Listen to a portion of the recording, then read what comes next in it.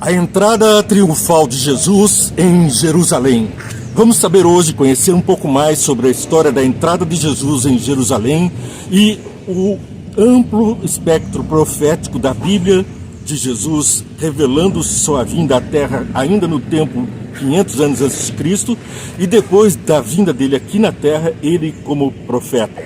Estamos aqui na cidade de Rafar, estado de São Paulo, Brasil, diretamente da praça. Como que é o nome dessa praça, pessoal?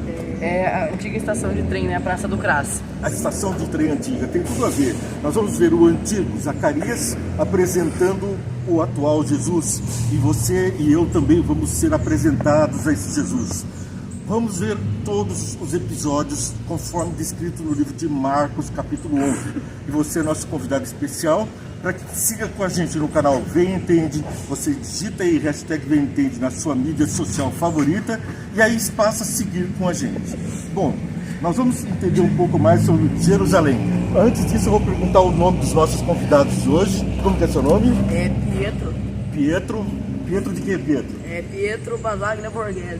Borghese. E você? Prazer, eu sou Augusto Borghese Martim Bianco. Eu sou o Luiz, que devia ser Borghese, vem para mim. Minha mãe era Borghese. Nós estamos em família, portanto estou visitando eles aqui em São Paulo. E de forma que é um prazer muito grande. Pela primeira vez que vocês estão participando no programa, não é mesmo? Primeira vez. Da outra é a primeira vez. Da outra eu já gravei, Já gravou só também? gravei. Ah, ele foi o cameraman da outra vez. Já tem boa participação, já conhece o programa. Então vamos conhecer um pouquinho mais de Jerusalém, saber o que o Pietro tem para dizer para a gente sobre Jerusalém. Jerusalém está localizada em uma região montanhosa, a uma altitude de 740 metros. Na época de Jesus, a sua população talvez fosse de 40 a 50 mil habitantes, mas esse número aumentava muito na Páscoa.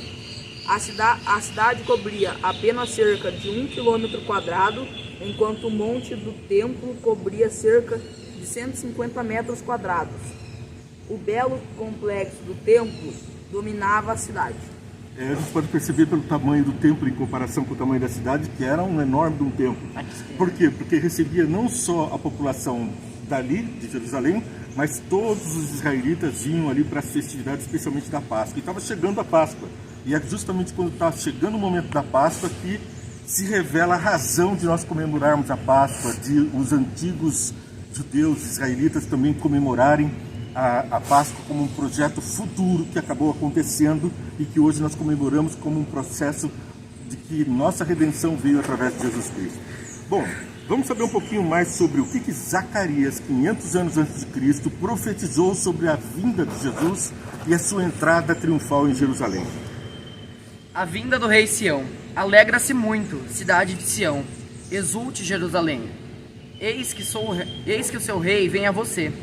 Justo e vitorioso, humilde e montado num jumento, um jumentinho, cria de uma jumenta. Ele destruirá os carros de guerra de Efraim e os cavalos de Jerusalém, e os arcos de batalha serão quebrados. Ele proclamará a paz às nações e dominará um mar a outro, e o seu Eufrates até os confins da terra. Aqui se cria um grande paradigma. A profecia apontava para um rei que viria para acabar com a discórdia na terra. E os judeus esperavam então ali o Messias. Alguns, no entanto, esperavam o Messias redentor das nossas almas, o nosso Salvador, enquanto a maioria interpretava isso devido ao jugo romano, pois eles estavam tiranizados por Roma, encaravam esse episódio como uma libertação política, militar, que Jesus viria então em cavalos de guerra e seria recebido como um rei, um príncipe prometido para libertar Israel da escravidão. Mas Jesus mostra a natureza do seu reino e depois, quando ele é crucificado, ele aponta, quando ele está para ser crucificado, está sendo julgado: o meu reino não é deste mundo. Porque se fosse deste mundo, ele teria entrado conforme as expectativas dos israelitas ali. Eles esperavam que ele viesse então num cavalo fogoso, um cavalo muito hábil, preparado para a guerra, e então sapateando por cima de grandes tapetes vermelhos que eram colocados ali pelas autoridades para receber o rei. Pelas ruas de Jerusalém seria ele então o libertador, o grande triunfante. No entanto, o reino de Jesus vai ser espelhado exatamente como está descrito por Marcos, discípulo de Jesus, contemporâneo de Jesus, aquele que estava junto aos acontecimentos. E agora eu passo a ler para nós, então, o que diz, não mais Zacarias, capítulo 9, verso 9, 500 anos antes de Cristo, mas o próprio Cristo, descrito então por Marcos. A entrada triunfal. Quando se aproximaram de Jerusalém e chegaram a Betfagé e Betânia, perto do Monte das Oliveiras, Jesus enviou 2 de seus discípulos, dizendo-lhes: vão ao povoado que está diante de vocês, logo que entrarem, encontrarão um jumentinho amarrado. Ué, mas não era para ser um cavalo fogoso e poderoso, mostrando o poder? Na humildade, Jesus então encontrarão um jumentinho amarrado, no qual ninguém jamais montou. Desamarrem-no e tragam-no aqui. Interessante, você já pensou montar um jumentinho que ninguém montou? Por certo, esse jumentinho é pular muito, sacudir muito.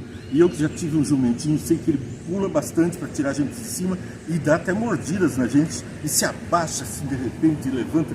É difícil ficar em cima de um jumentinho que nunca foi montado. Mas ali estava então um jumentinho que nunca tinha sido montado, apontado por Jesus para que fosse buscado. Se alguém lhes perguntar por que vocês estão fazendo isso, digam-lhe: o Senhor precisa dele e logo o devolverá. Eles foram e encontraram um jumentinho na rua, amarrado ao portão. Enquanto os amarravam, alguns dos que estavam ali lhe perguntaram: o que vocês estão fazendo, desamarrando esse jumentinho?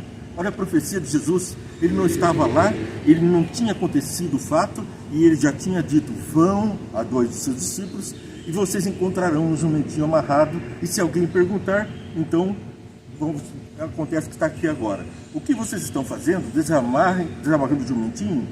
Os discípulos responderam como Jesus lhes tinha dito, e eles os deixaram ir. Trouxeram o jumentinho a Jesus, puseram sobre ele os seus mantos, e Jesus montou. Muitos estenderam seus mantos pelo caminho, mas não eram tapetes vermelhos?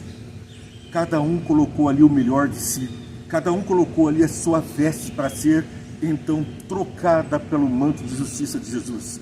Jesus, em seu manto branco, cavalgava o jumentinho, que ia então pisoteando um mundo de pecados. As nossas vestes rotas, as nossas vestes de pecado eram colocadas diante do caminho de Jesus, e ele perpassava por todas elas com seu manto de justiça. Outros espalhavam ramos que haviam cortado dos campos.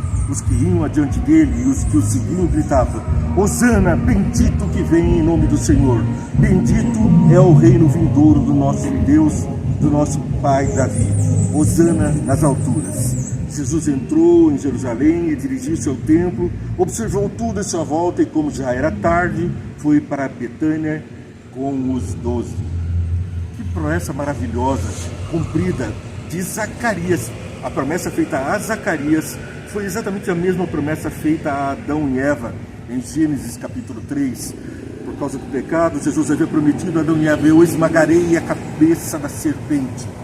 Ela me ferirá o calcanhar, mas eu esmagarei a cabeça da serpente. O pecado, Satanás, a serpente, nos enganou, feriu Jesus no calcanhar. Ele veio e morreu em nosso lugar. Em compensação, ele volta a esse mundo, cumprindo a promessa feita também a Zacarias. 500 anos depois ele vem a Jerusalém e cumpre a promessa. E agora, vocês devemos estender aquilo que temos de melhor diante de Jesus.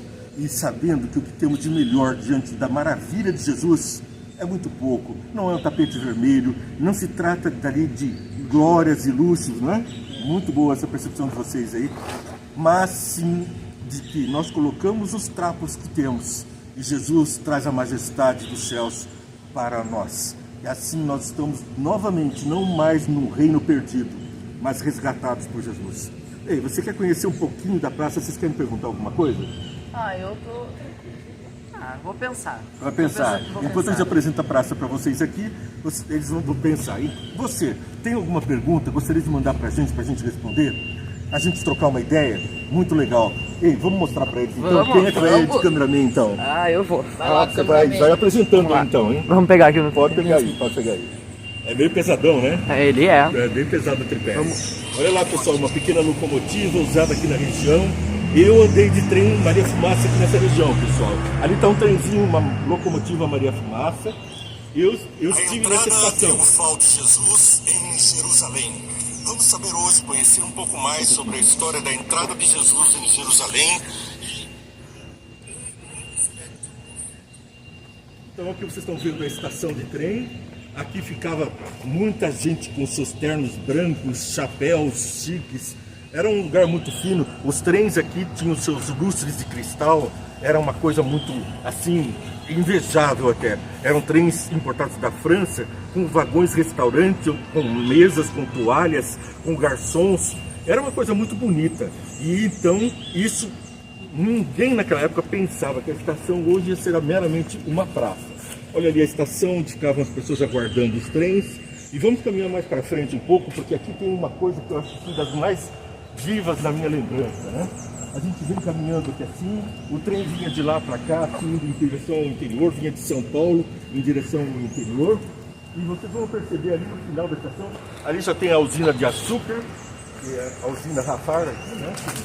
Que produz álcool e açúcar. E agora nós estamos chegando no ponto que para mim reforça mais a lembrança. É também como na nossa lição, a lembrança de 500 anos, o povo esperava por Jesus.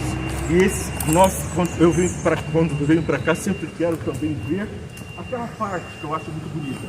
As chaminés da usina e também ali aquelas duas caixas d'água. Vamos pegar mais pertinho um pouco. Aquelas duas caixas d'água de ferro fundido. Ali está indo aquelas placas e vocês podem perceber que tem um cano onde a água era jogada para o trem a vapor. E a outra caixa tinha então carvão. Então o trem vinha para cá, reabastecia, porque era máquina a vapor, então ele reabastecia a água com a caixa d'água e o carvão para poder continuar a viagem. E então, como eu disse, nessa caminhada, nessa viagem, brasas entravam. Então os adultos diziam para a gente que era criança assim: não põe a cabeça para fora, vem uma brasa e cega seu olho. E a gente, muito curioso, punha a cabeça para fora e de repente vinha uma brasa mesmo e as pessoas começavam a apagar a brasa porque entravam pela janela do trem. Então nas curvas as pessoas fechavam a janela para que o vento não trouxesse a brasa, a fuligem, a fumaça. Então é um episódio bastante pitoresco, uma coisa assim saudosista que a gente traz para você, para conhecer o que a história viu e o que a profecia relata. Coisas impensáveis no passado são agora as que nós estamos vivenciando. E o que será de nós amanhã, da sua vida amanhã? Já parou para pensar nisso? Está na hora de colocar o seu futuro, a sua vida nos braços de Jesus. Eu vou perguntar aqui para os meus amigos, o que vocês acharam da história de hoje? Ah, muito bom, né? Foi uma- Sempre conhecer um pouquinho mais a fundo de Jesus, né? A história é uma coisa que eu não sabia, né? Eu conhecia algumas coisas, mas as outras não. Então é um aprendizado pra gente. Enquanto a gente vai falando, a gente vai lendo, a gente não aprende. Mas quando a gente vê outra pessoa falando, outra pessoa explicando aquilo lá pra gente, a gente absorve muito mais rápido. É uma coisa assim inspiradora. Como ele falou mesmo, o que ele prometeu 500 anos atrás se cumpriu agora. É isso, 6.000 anos de história desse mundo e Jesus cumpre sua promessa. E qual é a próxima promessa que estamos aguardando que Jesus cumpra? Sabe qual é? Jesus prometeu que voltaria a esse mundo e que estaria então para cumprir a promessa de resgatar o mundo totalmente do pecado. O mundo não teria mais lugar para maldade, para morte, para dor, para sofrimento, para pessoas ruins. Vem Jesus e vai trazer a nossa salvação, em juízo para os ruins e em justiça para os justos. Vamos estar entre eles, os justos. Deus abençoe você cada dia na sua vida para que você possa estar brilhando na luz de Deus. Vamos em paz. Siga com a gente, vê e entende.